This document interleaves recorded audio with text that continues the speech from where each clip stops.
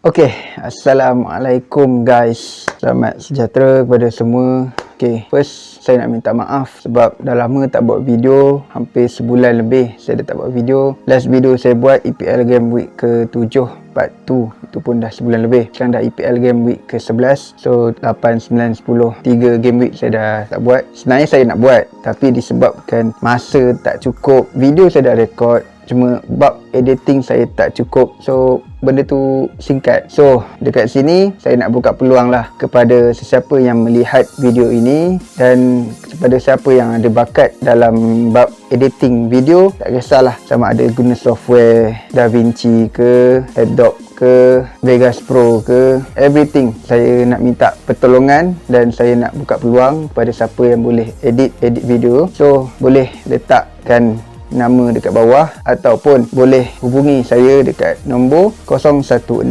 620 9416. Okey, saya ulang balik, 016 620 9416. Nombor saya akan letakkan di description dan dalam video ini. Okey, terima kasih. Okey, saya minta maaf sangat sebab korekkan memang saya nak buat video, tapi sebabkan masa tak cukup, so saya kembali pada hari ini dalam EPL Game Week ke-11. Pada yang belum subscribe, jangan lupa subscribe, like, komen dan share.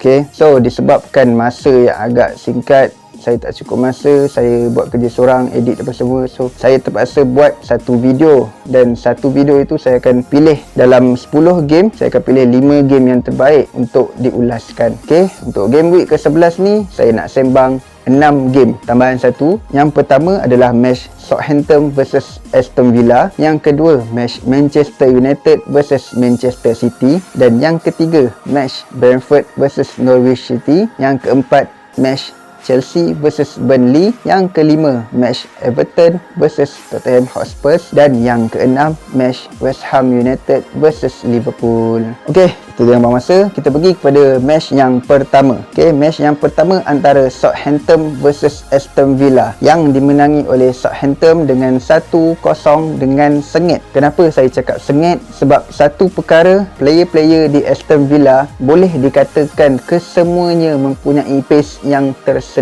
Walaupun squad depth mereka tidaklah terlalu besar, akan tetapi mereka semua memiliki ability yang tersendiri. Contohnya, saya ambil first 11 yang pada match ni, iaitu Emiliano Martinez, Tyrone Mings, Matthew Cash, Matt Target, John McGinn, Emiliano Buenda, Leon Bailey, Ole Watkins, dan satu lagi Danny Ings. Masing-masing mempunyai ability yang tersendiri, dan mereka juga mampu untuk membuat attacking yang berbahaya. Untuk Southampton, pada mulanya saya tak jangka game ini akan berakhir dengan kemenangan, kerana kedua-dua kelab ini mempunyai kualiti yang berbahaya. Walaupun status possession games ianya milik Southampton dengan 56.4%, manakala untuk Aston Villa hanya 43.6% sahaja. Akan tetapi jumlah shot yang dilakukan ianya milik Aston Villa dengan 14 kali shot, dan untuk Southampton hanya 9 kali shot, dan masing-masing mendapat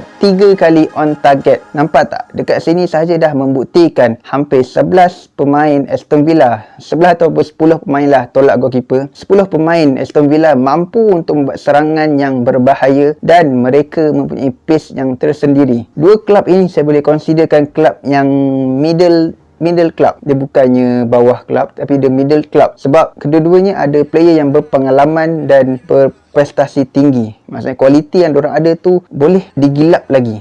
Okey, kita pergi kepada match yang kedua. Match yang kedua antara Manchester United versus Manchester City, dengan keputusan Manchester City menang 2-0 dengan sangat mudah. Saya sebenarnya tak nak ulas game ni, tapi disebabkan dah lama tak buat video, so saya terpaksalah ambil game ini juga. Kalau kan memang dah malas nak cerita pasal MU dah. Dulu saya ada cakap, saya bukannya hashtag Ole in ataupun hashtag Ole out, tapi sekarang saya akan cakap hashtag Glazer out first, and then barulah manager out. Bukannya nama Ole. Kenapa bukan nama Ole? Okey, macam ni. Masalah di Manchester United ini sebenarnya bukan pada tactical, gameplay ataupun coaching staff ataupun lain-lain. Akan tetapi masalah di MU ni yang sebenarnya adalah di BOD, Board of Director dia, orang yang paling atas sekali. Cuma masalah board ni mungkin ramai yang tak perasan. Sebenarnya masalah ini masalah yang paling besar dan main point problem at Old Trafford. Masalah ni bukan yang baru lagi Masalah ni daripada zaman Alex Ferguson lagi. Masalah taktikal, gameplay, coaching, lain-lain sebenarnya perkara yang kecil sahaja. Tapi disebabkan benda itu kita nampak dari game by game, zaman by zaman, so masalah board itu akhirnya ditutupi oleh masalah yang kecil ini. Sebenarnya, since Sir Alex Ferguson pegang MU lagi, sebenarnya Glazer family ni dah naik kepala, besar kepala, sibuk sangat nak ditaikor. Tapi benda tu tak terjadi di zaman Sir Alex Ferguson. Mungkin terjadi tapi tak terlalu ketara sangat, kerana Sir Alex Ferguson seorang manager yang keras kepala, ada matlamat dia sendiri, ada visi dan misi, everything tentang football. Dan disebabkan itulah ada sesetengah peminat bola mengatakan yang Manchester United adalah Sir Alex Ferguson. Dan tak ada langsung, bukan tak ada langsung lah, tapi adalah sikit demi sedikit mereka katakan yang MU ini adalah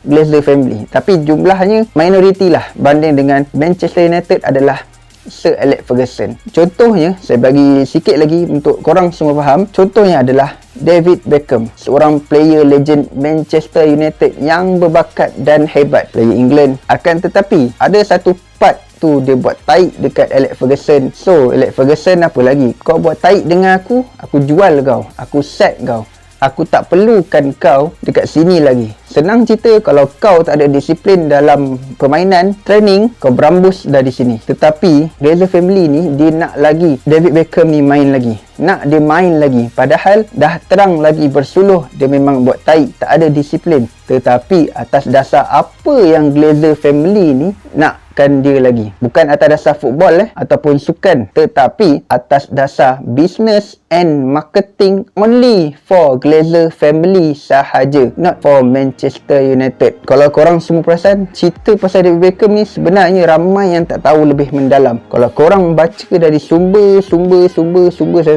dari satu sumber, benarnya Glazer family ni tak nak pun David Beckham ni keluar. Padahal David Beckham dah tak ada disiplin dah. Dia dah buat taik dekat Alex Ferguson. Macam-macam lagi lah. Korang boleh tengok balik kat Google macam mana. Okay, untuk Manchester City pula, saya tak terkejut. Mereka menang. Mereka berhak menang. Malah berhak menang dengan lebih pada 5-0. Kenapa saya cakap macam tu? Sebab tactical, gameplay, coaching, semuanya yang short term progress, semuanya dah menjadi dan telah menjadi ke long term punya progress. Okay, sikit lagi saya nak tambah untuk part MU tu. Sebenarnya untuk long term progress and project adalah board of director dia sendiri. Short term punya progress dan project adalah tactical, gameplay, coaching staff. Okay, tapi kalau long term punya progress, project pun ada masalah yang besar yang tak dapat diselesaikan dari zaman by zaman. Macam mana short progress nak berjalan? Yes, mungkin ramai kata boleh berjalan, tapi saya tambah satu lagi perkara, boleh berjalan tapi akan menjadi semula kembali kepada yang asal. Maybe 2 ataupun 3 season macam tu, dia akan kembali semula. So daripada buang masa, buang duit untuk jalankan short term punya progress, bagi pendapat saya better utamakan long term punya progress dulu, barulah short term tu akan slow baik demi baik sikit. So dekat sini masalah utama dia bukannya Ole sebenarnya. Saya bukannya Ole in ataupun Ole out So saya tak kisah. Kalau Ole keluar sekalipun, saya tak terkejut. Siapa-siapa yang masuk MU lepas ni menggantikan Ole akan jadi benda yang sama juga dekat dia lepas 3 ataupun 4 season akan datang. Selagi board kat atas tu tak ubah fikiran dia, tak fikir untuk MU, so benda tu tak akan diubah, percayalah. Dan begitu juga dengan board dia yang dari Qatar ke Abu Dhabi macam tu lah, untuk MC ni pun berjalan dengan baik. Senang cerita macam ni lah, Pep Guardiola ni dah pegang MC selama 6 tahun, 6 season tak salah saya. Dan sepanjang 6 season tu, dia dah buat macam-macam benda dah, dari satu part ke satu part. Benda yang paling terang kita boleh nampak adalah tactical dia, iaitu false 9 tactical. Memang saya akui yang Pep ni ada juga dia menggunakan nombor 9 di depan, tetapi benda tu jarang berlaku. Dan saya akui juga false 9 tactical ni ada baik dan ada buruknya. Okay, baiknya adalah 1, 6 player di atas padang dari midfield tactical ke attacking ke, semuanya diberikan free roll, maksudnya bebas bergerak. Dia sebenarnya bukan 6 player lah, 10 player tu diberikan free roll, bebas bergerak tanpa halangan, tanpa sekatan, which means 6 player itu boleh bertukar-tukar posisi dan boleh juga bermain di number 9. Buruknya saya nampak satu je dekat sini, tactical ini tidak boleh dipakai terlalu lama kerana bila melawan tim yang high pressure, high pressing, kita akan nampak yang tactical force 9 ni susah untuk menjadi. Macam contoh, untuk baiknya saya pernah tengok game MC, tentu game EPL menentang tim apa saya tak ingat, Pep meletakkan Ilkay Gundogan di number 9. Bagi kita semua, kalau orang yang tak tahu sangat pasal bola, macam Gundogan ni bukan ke midfield, so kenapa dia pergi ke number 9? Berani betul Pep kan. Tapi bagi siapa yang tahu pasal bola, lagi tahu pasal force 9 tactical, dia tak terkejut benda tu. Dan Ilkay Gundogan, dia menjaringkan dua ke satu gol pada game tu. So benda tu menjadi. Dan untuk buruknya ni, contohnya saya tak ingat, baru-baru ni juga game week ke berapa saya tak ingat, tapi MC ada kalah, tak silap saya, dengan Crystal Palace. Game week ke lepas, Crystal Palace dengan 2-0. So dekat situ kita nampak Crystal Palace betul-betul high pressure, put the pressing yang tinggi, MC boleh tewas dekat situ. So kesimpulannya, MC kena juga wajib beli seorang striker. Tak kisahlah striker tu poacher ke, target man ke, janji dia adalah pure dan tulen number 9 yang asli. Alright, kita pergi kepada game yang ketiga antara Brentford versus Norwich City yang dimenangi oleh Norwich City dengan keputusan 2-1. Okey, pertamanya saya nak ucapkan tahniah kepada Norwich City kerana mendapat kemenangan yang pertama sepanjang 11 perlawanan ni. Bagi saya, it was a late steps dan ia adalah tindakan yang agak lambat kerana sepatutnya gaya permainan ini ditonjolkan di 10 game yang awal kerana Norwich City merupakan juara League Championship season lalu dan sepatutnya mereka mendapatkan kemenangan yang awal pada 10 game yang pertama kerana Norwich pernah masuk ke EPL. Tak silap saya lah, dah 3 ataupun 4 kali season. So pengalaman di EPL, pressure di EPL, suasana di EPL, sepatutnya mereka dah boleh kawal. Walaupun akan ada yang kata EPL makin lama makin put the high pressure, makin intensity dia makin lama makin naik. Ya, saya setuju benda tu. Tapi kalau kita dah ada basic dekat dalam EPL, sebuah kelab tu dah pernah main kat EPL, so dia boleh jangka dah benda tu, pressure dia akan ke mana dan ke mana. So sepatutnya mereka dah boleh kawal, dah boleh adapt dengan mudah dan senang. Akan tetapi lain pula jadinya. Brentford yang baru saja naik ke EPL setelah lebih 10 tahun tak ada di EPL, mereka boleh adapt, kawal suasana tu, pressure tu di EPL dengan mudah. Nampak macam terbalik pula. But saya tak letakkan taruhan yang tinggi pada mana-mana kelab yang baru saja promote ke EPL untuk first season dia pada top 4 ke top 5 ke, melainkan Leicester City dan Leeds United. Dua kelab ini ada potensi yang besar untuk berada di top 4 ataupun top 5, tapi kena tactical dan gameplay yang betul-betul bijak. Alright, kita pergi pada game yang keempat antara Chelsea versus Burnley yang berakhir dengan seri 1-1.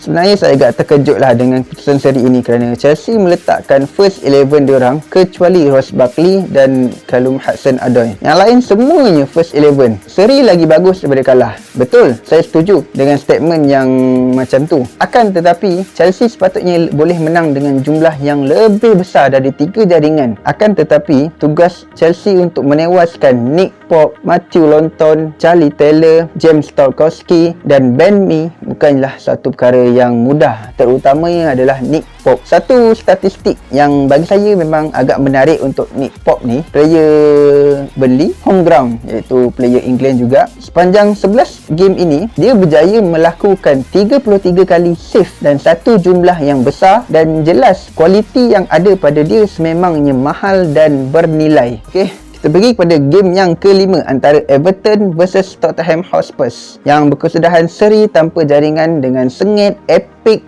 dan kontroversi. Tugas kedua untuk Antonio Conte sebagai coach baru di Spurs bagi game pertamanya di EPL sememangnya berbeza dari coach-coach yang lain di Spurs sebelum ini. Taktikal sahaja dah cukup untuk membuktikan perbezaan itu. 3-4-3, formasi yang tak asing lagi untuk Conte. Ada penampakan yang baik dari taktikal dan formasi itu, terutama dari attacking side. Heung-min Son, Harry Kane, Lucas Moura pada game ini nampak lebih efektif, cuma luck tak ada dekat situ. Pada pandangan saya lah, referee terlalu lebihkan Everton kerana dekat game itu ada 2 player tak silap saya yang patut dikenakan kad merah, dan referee kebanyakannya memberikan Everton lebih peluang ke depan dan lebih advantage ke Everton. Kalau korang tengok balik full match jangan tengok pada highlight saja. Tengok balik pada full match, korang akan nampak referee ni macam berat sebelah pada Everton saja. 55.2% possession yang dipegang oleh Spurs pada game ini bukanlah satu perkara yang mustahil kerana overall game itu milik Spurs, dan sebenarnya dengan 8 kali shot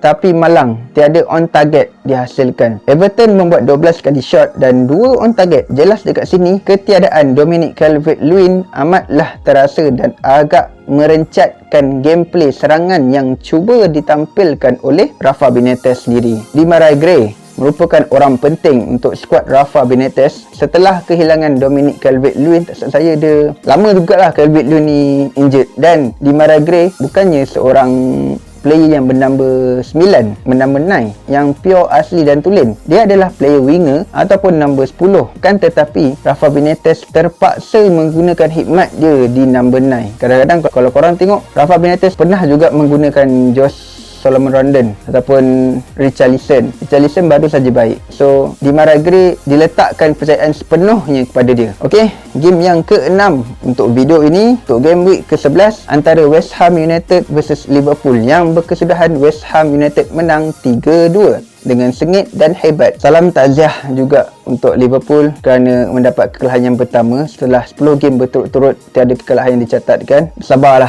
para fans-fans Liverpool, peminat-peminat Liverpool, player-player Liverpool. Okey, bagi saya untuk nak kekalkan rekod tanpa kalah pada game di EPL yang pressure yang tinggi, pressing yang tinggi, intensity yang tinggi, amatlah sukar dan amatlah mustahil. Even klub-klub bawahan contoh Norwich City, Newcastle United boleh memberikan saingan yang tinggi kepada top 4 ataupun top 3. Dan tanah juga untuk West Ham United kerana berjaya mengalahkan Liverpool di home mereka sendiri. Satu penanda aras yang baru untuk West Ham United. Akan tetapi jangan mudah lalai dan alpa kerana game ini baru saja 11 game dan ada baki 20 lebih game yang perlu diharungi. Jujur saya katakan yang saya tak jangka game ini akan jadi satu kemenangan baik di West Ham maupun di Liverpool. Akan tetapi saya jangkakan game ini akan terjadi satu keputusan yang sengit dan hebat, which means seri dengan jaringan. 69.1% position yang dipegang oleh Liverpool bukanlah satu perkara yang mustahil untuk diorang buat. Akan tetapi inilah realiti kekuatan versus positioning yang tepat dengan masa yang betul, shooting yang on target sama ada di dalam D-box ataupun di luar D-box. 16 kali shot dan 5 on target adalah satu jumlah shot yang besar dan hebat kerana untuk menewaskan Lukas Fabianski bukannya satu perkara yang senang untuk dilakukan. Dan kebanyakan dekat sini goalkeeper yang pernah main dekat Arsenal, so memangnya mereka ada kualiti yang tersendiri. Contohnya Emiliano Martinez di Aston Villa, Lukas Fabianski di West Ham United dan Wojciech Szczesny di Juventus. Ketiga-tiga mereka merupakan goalkeeper utama di kelab dan negara mereka sendiri. So dekat sini kita bertengok yang produk Arsenal sebenarnya sebelum ni adalah produk pada goalkeeper sebenarnya. Contoh sekarang adalah Aaron Ramsdale. Dia gilap betul-betul dia tu. Habis untuk 6 game untuk game week ke-11. Dan lagi sekali saya nak cakap yang saya nak minta maaf sebab saya dah lama tak buat video, dah hampir sebulan. Last video saya game week ke-7. So 3 game week saya tak buat. Saya dah buat video, saya dah rakam, tapi edit tu yang tak sempat masa. So terlalu banyak problem, banyak sangat kerja. So kat sini saya nak buka peluang kat siapa-siapa yang nak join team saya untuk bab editing, bolehlah letakkan nama dekat bawah ataupun DM kami di Switch Studio ataupun chat kami di Facebook. So kepada siapa yang nak join kami, yang tahu bab editing apa semua, bolehlah DM kami, call kami ataupun WhatsApp kami. Kalau nak call saya 016 620 9416. Okay, 016-620-9416. Call saya dan insyaAllah akan ada habuan juga untuk korang. Dan saya minta maaf sangat pada semua. Dan terima kasih kerana banyak support kita orang. Dan pada yang belum subscribe, jangan lupa subscribe, like, komen dan share pada yang lain. Okay, kita jumpa kepada game week yang akan datang, game week yang ke-12. 2 minggu ni mungkin tak silap saya tak ada game untuk EPL sebab international break punya. So, kita jumpa pada game week ke-12. InsyaAllah saya akan buat video yang terbaru. Cuma itulah, saya harap masa akan cukup, dan pada yang berminat bolehlah DM saya, WhatsApp saya ataupun call saya sendiri. Okay, so kita jumpa pada video akan datang. Sikit saya nak bagi kata-kata nasihat, bukan nasihat lah, peringatan. Kerajaan dah bagi semua bebas bergerak, hampir semualah tempat sudah kita bebas bergerak tanpa ada sekatan. So kepada korang yang nak balik kampung ataupun nak pergi melancong dalam negeri, pastikan seelok-eloknya lah, seelok-eloknya sehari sebelum tu korang buatlah swab test. Bukannya PCR, korang buat ujian IELTS tu, yang test kit punya tu pun dah cukup dah. Okay, supaya kita pastikan yang kita ni selamat. Okay, supaya kita pastikan kita ni tak dijangkiti oleh orang lain. Walaupun kita ada vaksin, benda tu tak cukup menjamin kita untuk kita tak dijangkiti dan menjangkiti orang lain. Okay, so kita jumpa pada video akan datang. Banyak kali jumpa. Okay, Assalamualaikum warahmatullahi taala wabarakatuh. Bye.